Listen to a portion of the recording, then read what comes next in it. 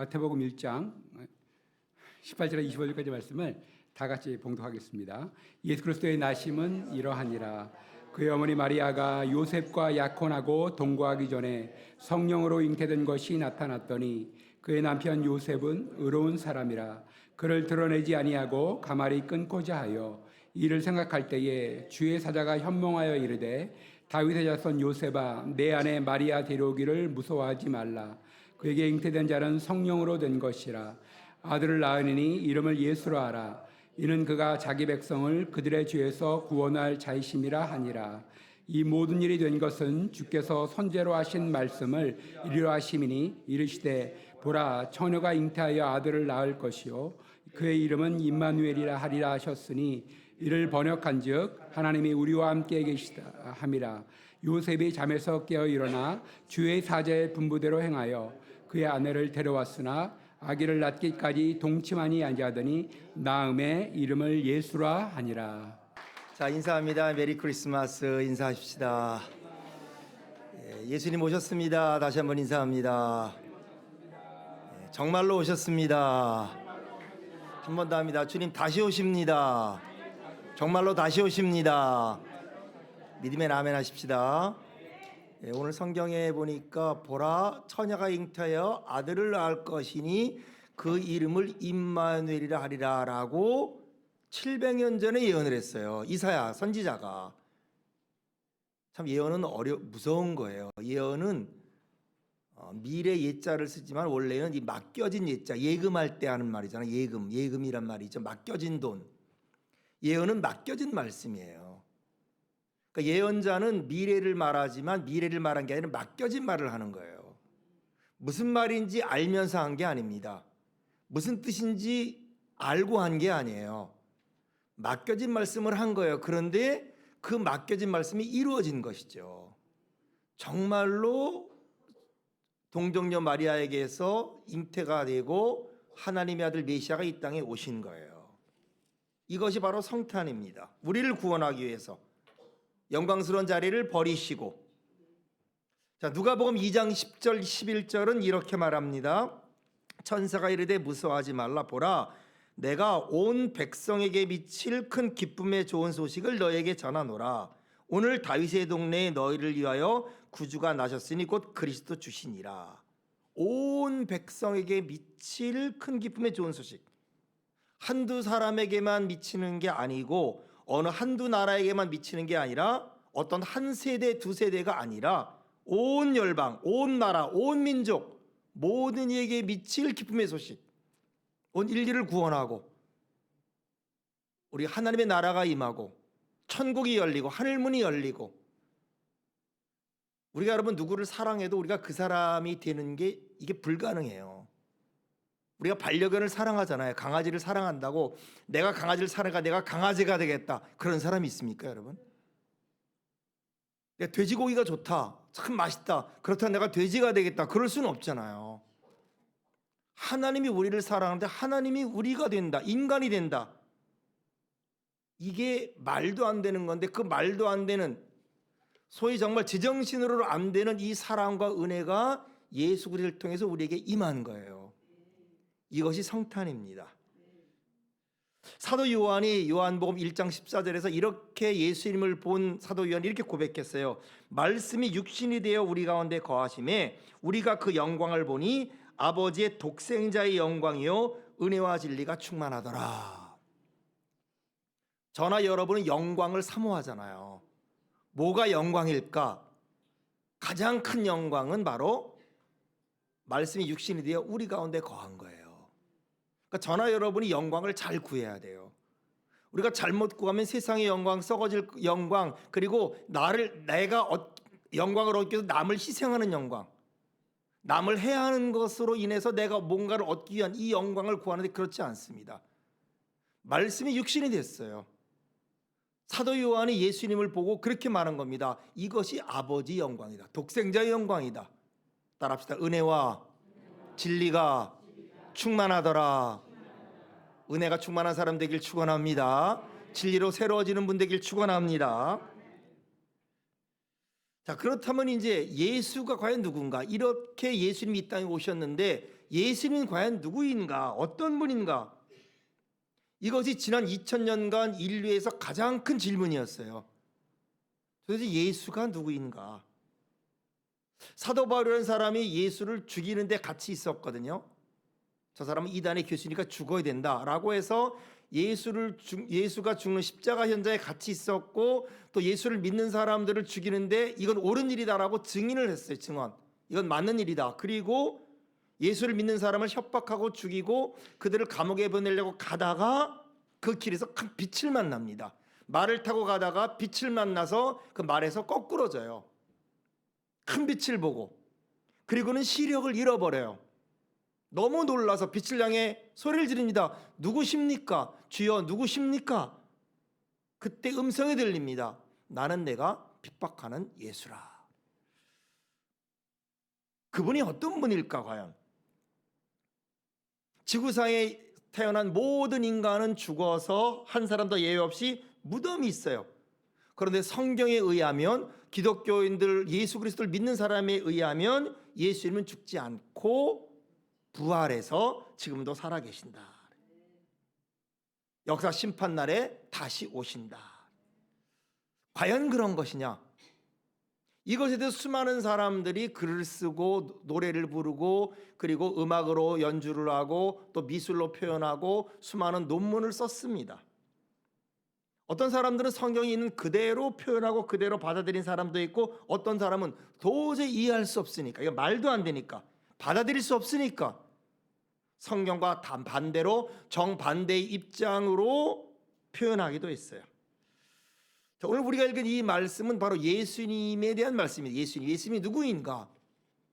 예수님 탄생할 때 성경은 예수님의 탄생에 대해서 몇 번의 기록이 있는데 그 중에 하나입니다. 그 기록 중에 우리가 성탄, 예수님이 이 땅에 오셨는데 과연 그분은 누구신가? 그분을 제대로 알고 그분을 우리가 제대로 받아들이고 그분을 제대로 영접하는 것이 구원입니다, 여러분. 영접하는 자, 그 이름을 믿는 자에게 하나님의 자녀가 되는 오소리티, 권세를 준다고 했어요. 예수 그리스도를 제대로 알아야 되고 제대로 믿어야 되죠. 오늘 세 가지를 말하는데 이 성탄의 예수 그리스도에 대한 이 세 가지의 말씀이 우리 가운데 임하고 우리 가운데 믿어지고 우리 가운데 그것이 전파되고 또 수용되기를 바랍니다. 18절부터 20절까지가 예수님에 대한 첫 번째 성경에 이렇게 기록되어 있습니다. 예수 그리스도의 나심은 이러하니라. 그의 어머니 마리아가 요셉과 약혼하고 동거하기 전에 성령으로 잉태된 것이 나타났더니 그의 남편 요셉은 의로운 사람이라. 그를 드러내지 아니하고 가만히 끊고자 하여 이 일을 생각할 때에 주의 사자가 현몽하여 이르되 다윗의 자손 요셉아, 내 아내 마리아 데려오기를 무서워하지 말라. 그의 잉태된 자는 성령으로 된 것이라. 자, 18절부터 21절에 보면은 성경에서 예수님은 어떤 사람인가, 누구인가라고 할 때 성령으로 잉태된 분이다라고 한 게 성경의 첫 번째예요. 18절에 성령으로 잉태된 것이 나타났다 그랬어요. 20절에 그에게 잉태된 것은 성령으로 된 것이라고 했어요. 이게 무슨 말일까요? 성령으로 잉태했다, 성령으로 되었다. 이게 무슨 말인가? 첫째는 뭐냐면은 남자의 씨로 태어난 사람이 아니다, 그런 말이에요. 지구상에 존재하는 그 어떤 사람도 남자의 씨 없이 태어난 사람이 없습니다. 아무리 인공수정이 돼도 여러분 남자의 씨가 있어야 되죠. 생명의 원칙입니다. 육의 원칙입니다. 어떤 동물과 어떤 식물도 그냥 태어나지 않습니다. 씨가 있어야 됩니다. 그 씨가 수정되어서 새로운 생명이 태어나는 것이 육의 법칙이요 생명의 법칙입니다. 근데 오늘 성경은 말하는 거예요. 예수님은 남자로 말미암아 태어난 것이 아니다. 성령으로 잉태됐다. 그렇다면 여러분, 남자의 씨로 태어나지 않았다는 말은 무엇을 말할까요? 이것을 조금 더 깊이 생각하면은 남자의 씨로 태어나지 않았다는 것은 원죄가 없다, 그런 말이에요. 원죄가 없다. 모든 사람은 아담 이후에 원죄가 있어요. 죄를 피할 수 있는 인간은 아무도 없어요. 그러니까 태어났다는 건 뭡니까? 태어났다는 것은 이미 벌써 죄인으로 태어났기 때문에 그런 거예요. 그래서 사람은 죽어요. 죄의 삭은 사망이니까. 근데 오직 한 사람, 예수님은 남자로 태어나지 않았기 때문에 뭐가 없다? 죄가 없다. 왜 이게 중요합니까? 왜 예수님이 죄가 없이 태어난 이 원죄가 없는 것이 중요합니까? 여러분, 죄인은요, 그 아무리 훌륭하고 위대하고 아무리 큰 영웅이고 거룩해도 죄인은 죄인을 구원할 수 없어요. 죄인을 구원하려면 죄가 없어야 돼요. 그런데 예수 그리스도는 유일하게 이 땅에 태어났지만은 원죄 없이, 즉 남자의 씨가 아닌 성령으로 원죄 없이 태어났다는 거예요. 이게 첫 번째입니다. 성령으로 태어났다는 것은 남자의 씨가 아니란 얘기고 원죄가 없다, 죄 없이 태어났다, 그런 말이에요. 두 번째, 성령으로 태어났다는 것은 성령은 하나님이잖아요. 하나님으로 태어났다, 그런 말이에요. 하나님으로 태어났다. 하나님이 인간의 몸에 성육신했다, 그런 말입니다. 그렇다면 다시 말하면, 오늘날로 말하면 이 예수님의 탄생은 인간의 자연 법칙에 의해서 태어난 분이 아니다, 그런 말입니다. 우연에 태어난 분이 아니고 어떤 진화적인, 어떤 과학적인 그런 과정, 생물학적인 과정과는 관계없이 생물학적인 관계와 다르게 태어났다, 그런 말입니다. 모든 이론을 파한다는 거예요. 이게 걸림돌이 되는 거예요. 이게 과학자에게 걸림돌이 되고 현대인들에게 걸림돌이 되는 겁니다. 받아들이기 곤란한 거예요.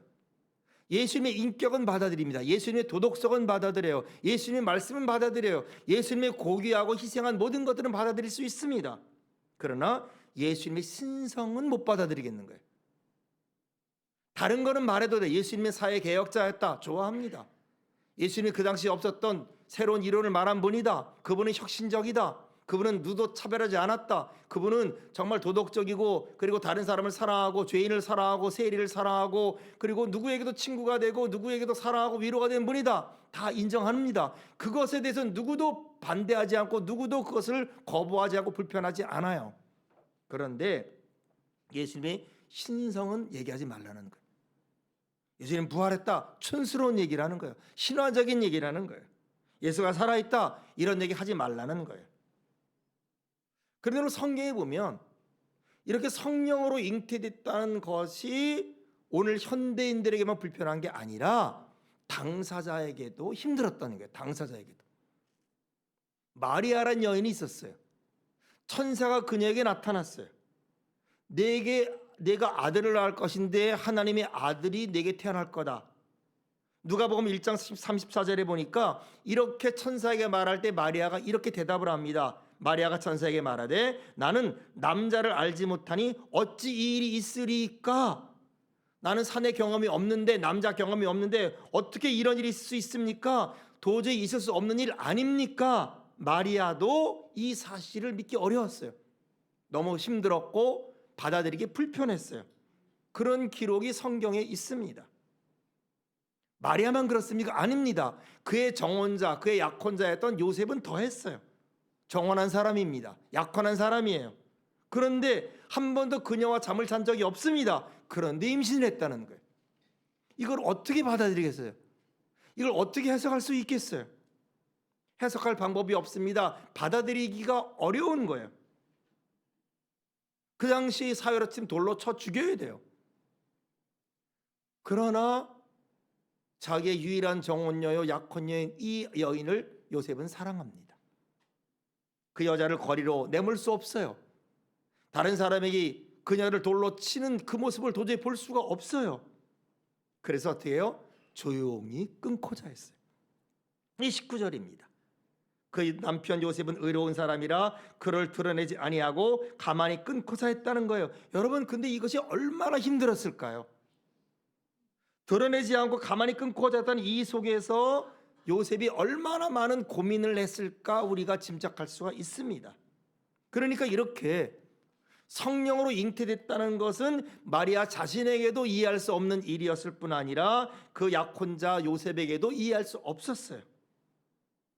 그러면 당연히 그 주변에 있는 모든 사람에게도 해석하기 어려운 일이었겠죠. 여러분, 그런데 만약에 마리아가 낙태했다면 어떻게 됐을까요? 요셉 몰래 낙태했다면 어떻게 된 일이 됐을까요? 요셉이 정말 생각하거나 고민 없이 바로 행동에 옮겼다면은, 그래서 사람들이 마리아를 말로 돌로 쳤다면 어떤 일이 벌어졌을까요? 우리의 구원은 어떻게 됐을까요? 여러분, 뭐를 말합니까? 어떤 일이든지, 무슨 일이든지 섣불리 하지 말라는 거예요. 섣불리 판단하고 섣불리 비판하고 섣불리 행동하지 말라는 거예요. 내가 이해할 수 없어요. 지금 내가 받아들일 수 없어요. 정말로 이 일이 내게 일어나면 안 되는 일이에요. 그러므로 내가 어떻게 행동할 수밖에 없는 그런 상황이 있을지라도 어떻게 하라는 거예요? 한 번 더 기도해 보라는 거예요. 한 번 더 기도해 보라. 한 번 더 생각해 보고 한 번 더 행동해 보고. 왜? 모든 사건에는 의미가 있어요. 지금 우리나라가 있는 이 사건도 의미가 있어요. 9.11 사건 이해할 수 없어요. 저 그때 카자흐스탄에 있었거든요. 우리 여기 권사님 계시지만 그때 이 신문을 이만큼 저한테 보내가지고 카자흐스탄으로 보내줬는데 한참 있다 왔어요. 그게 그런 어떤 일인지도 몰랐어요. 근데 그 일이 우리에게 어떤 일이 있습니까? 큰 의미가 있는 거죠. 정말 놀라운 인류 역사에 어떤 정치사나 역사에 특히 선교 역사에 9.11 사건은 엄청난 일이에요. 그러니까 그 일 속에는 우리가 이해하지 못하지만 또 다른 어떤 의미가 있는 겁니다. 그러니까 내가 받아들이기 어렵고 내가 감당하기 어렵고 내가 정말 수용하기 어려운 그 속에도 의미가 있다는 것을 우리가 배우는 겁니다. 우리가 인생을 돌이켜보고 올해가 연말 아닙니까? 지금 연말이. 우리가 인생을 돌이켜보고 우리가 신앙생활을 돌이켜볼 때 얼마나 우리가 속단하고 함부로 판단하고 비판해서 일을 그르신 경우가 얼마나 많았습니까? 신앙도 마찬가지예요, 여러분. 교회 한두 번 와보고 어떻게 교회를 할 수 있겠습니까? 여러분이 설교 한두 번 돌아보고 어떻게 하나님 말씀을 알았다고 평가할 수 있겠습니까? 여러분이 성경을 귀동량 조금 알았다고 어떻게 성경을 다 알았다고 할 수 있겠어요? 지금 우리 인생사에 일어나고 세계에 일어난 수많은 그 모순들, 이해할 수 없는 수많은 모순들을 우리가 어찌 다 알겠다고 할 수 있겠습니까? 기다려야 되는 거예요. 생각해야 되는 거예요. 고민해야 되는 거예요. 여러분, 하나님께 기회를 드리길 축원합니다. 하나님께 기회를 드려야 돼요. 이해할 수 없고 해석할 수 없는 것들을 하나님께 기회를 드려야 돼요. 그래서 우리는 행동하기 전에 한 번 더 기도해 보고 한 번 더 생각해 봅니다. 왜? 하나님은 거기에 플랜이 있습니다. 하나님은 거기에 계획이 있어요. 알 수 없는, 이해할 수 없는 사건을 통해서 주님이 이루는 거예요. 이것이 예수 그리스도가 성령으로 잉태된 사건입니다. 나중에 마리아도 받아들입니다. 요셉도 받아들입니다. 오늘 첫 번째, 예수님은 어떤 분입니까? 따라합시다. 예수님은 성령으로 잉태되셨습니다. 믿으시길 축원합니다. 첫 번째 사건이에요. 두 번째, 예수님 어떤 분입니까? 기쁜 소식의 주인공인 예수님 어떤 분인가? 21절에 그분에 대한 말씀이 이렇게 나옵니다. 아들을 낳으리니 이름을 예수라 하라. 이는 그가 자기 백성을 그들의 죄에서 구원할 자이십니다. 예수님은 어떤 분인가? 자기 백성을 그들의 죄에서 구원할 분이시다. 예수님의 목적이에요. 예수님의 사명입니다. 예수님은 우리를 구원하기 위해서요. 여러분, 교회의 목적은 뭐죠? 첫 번째는 구원을 위한 거예요. 여러분, 지식을 만족하기 위해서 온 거 아니에요. 위로를 받는 것도 좋고 치료를 받는 것도 좋고 복을 받는 것도 좋지만 최고의 복, 영원한 복은 구원입니다. 왜? 예수님은 인간을 구원하기 위해서 오신 거예요. 예수님은 우리의 죄를 없애하기 오신 거예요. 뚜렷하게 목소리예요. 예수님의 정체성, 신앙의 핵심입니다. 그러므로 저와 여러분이 생각해도 예수님은 누구인가? 우리 죄를 구원하기 위해서 오신 하나님의 아들이다. 우리 죄를 위해 구원하기 위해 오신 이 땅에 오신 하나님이시다. 자칭 예수라는 사람이 많아요. 참 한국이 대단한 나라입니다. 세계에서요, 자칭 예수가 가장 많은 나라가 대한민국입니다. 세계에서요. 놀라운 일이에요. 왜 가짜인가? 왜 자칭 예수라는 사람이 가짜인가? 첫째, 예수님은 성령으로 잉태돼야 돼요. 자칭 예수라는 사람 가운데 성령으로 잉태된 사람이 있습니까? 없죠. 동정녀에게서 잉태된 사람이 있습니까? 없죠. 그럼 당연히 여러분, 자칭 예수라는 사람이 진짜일 수가 없는 거예요. 예수님은 성령으로 잉태되고 동정녀 마리아에게서 탄생한 분이다. 이것이 성경의 말씀입니다. 자기 백성을 죄에서 구원하는 거예요. 죄를 지워주고 죄를 용서해주고 죄를 덮어주기 위해서 이 땅에 오신 분이 바로 예수님입니다. 사도행전 4장 12절은 말합니다. 다른 이로서는 구원을 받을 수 없나니 천하 사람 중에 구원을 받을 만한 다른 이름을 우리에게 주신 일이 없음이라 하였더라라고 말했어요. 요한복음 14장 6절 예수님 말씀합니다. 예수께서 이르시되 내가 곧 길이요 진리요 생명이니 나로 말미암지 않고는 아버지께로 올 자가 없느니라. 이분이 예수님이세요. 사탄이 그래서 예수님을 싫어하는 거예요. 사탄이 인간에게 죄를 지게 했잖아요. 죄를 지음으로 사탄이 우리에게 노예를 삼았잖아요. 그래서 사탄이 우리를 좌지우지하고 우리를 마음대로 하지 않습니까? 그런데 그 인간이 지은 죄를 용서해 준다 그러고 죄를 사해 준다 그러니 사탄이 싫어하는 거예요. 그래서 예수님을 미워합니다. 예수님을 욕되게 합니다. 인간의 말도 그래서 욕에 예수님의 이름이 욕할 때 쓰고 하나님의 이름을 욕할 때 쓰고 이렇게 하는 거예요. 어둠은 빛을 환영하지 않아요, 여러분. 사탄은 예수님을 절대로 환영하지 않아요. 여러분, 인간은, 이 사회는 예수님을 환영하지 않습니다. 환영하지 않을 뿐 아니라 미워하고 저주하고 욕합니다. 그러므로 세상이 우리를 미워하고 욕하는 것을 이상히 여기지 말라고 했어요. 시험 받는 것을 이상히 여기지 말라고 했어요. 예수 믿는 사람을 죽인다, 이상한 일로 여기지 말라는 겁니다. 예수 믿는 사람 핍박하는 이유가 바로 여기에 있습니다. 예수님은 사명으로 잉태된 하나님이시다. 우리 죄를 구원하게 해주신 예수님이시다. 잊지 마시길 축원합니다. 마지막 세 번째 22절 23절에 이렇게 말합니다. 이 모든 일이 되는 것은 주께서 선지자로 하신 말씀을 이루려 하심이니 이르시되 보라 처녀가 잉태하여 아들을 낳을 것이요 그의 이름은 임마누엘이라 하리라 하셨으니 이를 번역한즉 하나님이 우리와 함께 계시다 함이라. 임마누엘이기 때문에 임마누엘, 하나님이 우리와 함께한다. 이사야서에 예언했어요. 이사야 7장 14절에 이렇게 말합니다. 그러므로 주께서 친히 징조를 너에게 줄 것이다. 보라 처녀가 잉태하여 아들을 낳을 것이요 그 이름을 임마누엘이라 하리라 하셨으니. 700년 전에 처녀가 잉태하여, 근데 어떻게 처녀가 잉태하겠어요, 여러분? 이게 말이 되는 소리입니까? 그래서 신학자가, 자유신학자가 말하는 거예요. 처녀가 아니었을 것이다. 어떤 사람은 벌진이란 말이 이건 잘못된 단어다, 잘못 표현된 단어다라고 말한 이유가 여기 있는 거예요. 해석이 안 됩니다. 그러나 성경은 뭐라 그럽니까? 예언이 응답된 것이다. 700년 전에 예언한 그것이 응답되는 것이다. 임마누엘이라고 하는, 하나님 우리와 함께한다고 하는. 여러분, 하나님이 우리와 함께한다는 걸 우리 너무 쉽게 말해요. 너무 가볍게 말하고 너무 별거 아닌 것처럼 말해요. 그래서 어떻게 보면 축구단에도 뭐 임마누엘 축구단이 있고 뭐 교회 이름도 짓지만 여러분 이게 쉬운 말이 아닙니다. 하나님이 인간과 달라요. 하나님이 영이고 인간은 육입니다. 하나님은 창조자고 인간은 피조물이에요. 하나님이 영원하시고 인간은 제한된 속성이에요. 어찌 창조자가 피조물 속에 들어오고 피조물이 될 수 있겠어요? 아까도 말했죠. 어찌 우리가 개가 될 수 있으며 어찌 우리가 돼지가 될 수 있겠어요? 인간이 여러분 동물이 될 수는 없잖아요. 아무리 내가 그와 함께하고 아무리 내가 그를 사랑한다고 인간이 그 동물이 될 수는 없지 않습니까? 이거는 될 수 있는 사랑이 아니에요. 이거는 정말 있을 수 있는 일이 아니에요. 어떤 선교사님이 그랬습니다. 하나님 미쳤어요 그랬어요. 미치지 않고 어떻게 이게 가능합니까? 제정신의 사랑으로 이것이 가능합니까? 어찌 이것이 이루어질 수 있습니까? 어찌 하나님이 인간이 될 수 있습니까? 어찌 인간이 하나님과 함께 있을 수 있습니까? 그런 말입니다. 어찌 하나님이 육신이 되며 육의 안으로 들어올 수 있습니까? 이런 말이에요. 이거 말이 안 되는 겁니다. 근데 이게 구원인 거예요, 여러분. 구원은 말이 안 돼요.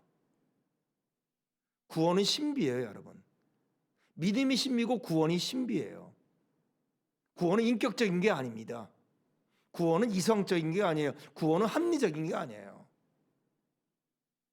어떻게 내가 구원을 받아? 어떻게 내가 하나님의 자녀가 돼? 하나님이 어떻게 나와 함께 있어? 이게 신비입니다. 그래서 은혜인 거예요. 따라합시다. 은혜이다.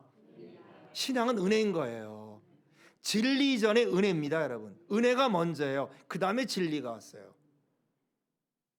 복음서에 사복음서가 있죠. 마태복음, 마가복음, 누가복음이 있죠. 마태복음, 마가복음, 누가복음은 진리란 말이 안 나와요. 은혜란 말만 나와요.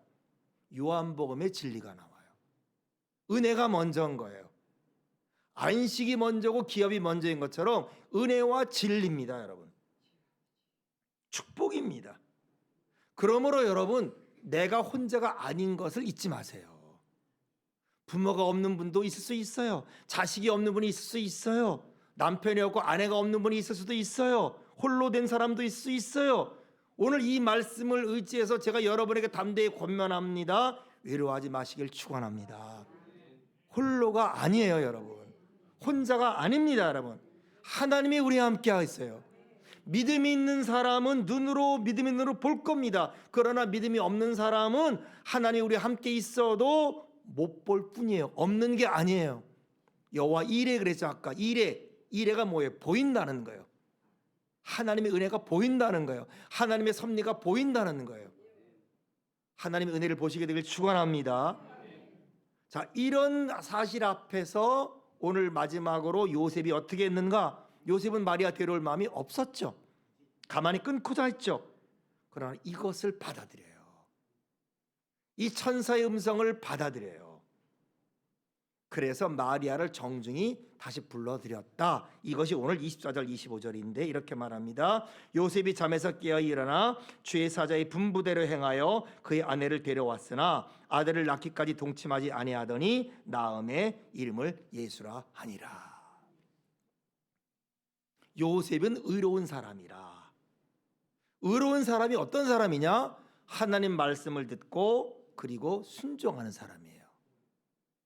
하나님 말씀을 듣고 약혼 여인 마리아를 데려올 뿐 아니라 예수님이 태어날 때까지 부인과 동참하지 않더라. 아름다운 순종이에요. 아름다운 순종. 예배의 꽃은 순종이에요.